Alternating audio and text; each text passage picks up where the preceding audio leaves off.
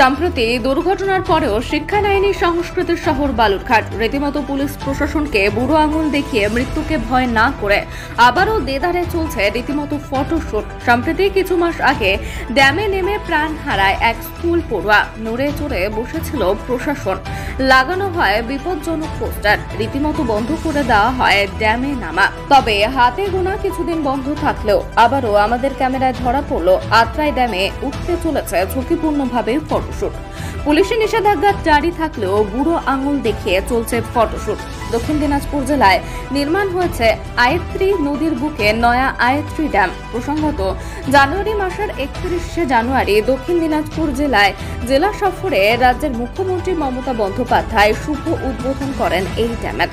এই ড্যাম নির্মাণকে কেন্দ্র করে আগে থেকেই রীতিমতো উৎসাহ উদ্দীপনা ছিল জেলা তথা বালুরঘাটবাসীর। নির্মাণ হওয়ার সময় থেকেই এই ড্যাম এক ফটোশুট করার প্রতিষ্ঠিত জায়গা হয়ে ওঠে। পাশাপাশি ওয়াটার পার্ক ভেবে চলে স্নান প্রক্রিয়া। তবে এই ড্যামে ফটোশুটকে কেন্দ্র করে বহু দুর্ঘটনা ঘটে গেছে। নদীর স্রোতের মতো বয়ে গেছে দিন। দুর্ঘটনায় প্রাণ হারিয়েছে বহু নিরীহ যুবক। এদিন আমাদের ক্যামেরায় ধরা পড়ল আবারও একই চিত্র।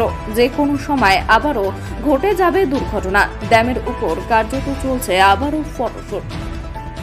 কবে ফিরবে জ্ঞান জেলাবাসীর, সেই দিকে তাকিয়ে এখন সবাই। প্রশাসন কড়াভাবে পদক্ষেপ নিক, সেই দাবি জানাচ্ছেন জেলাবাসী থেকে শুরু করে স্বেচ্ছাসেবকেরা।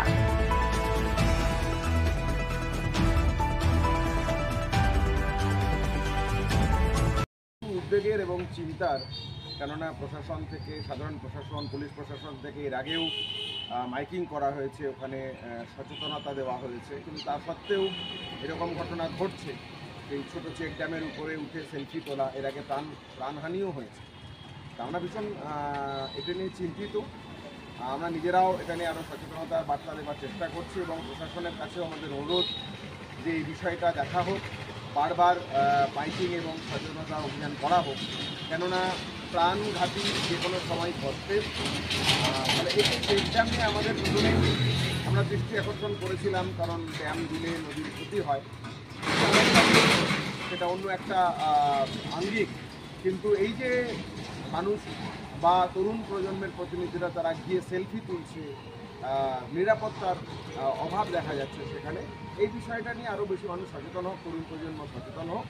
আমরা প্রশাসনের কাছেও আর্জি রাখছি, আমরা নিজেরাও এই নিয়ে সচেতনতা অভিযান করব।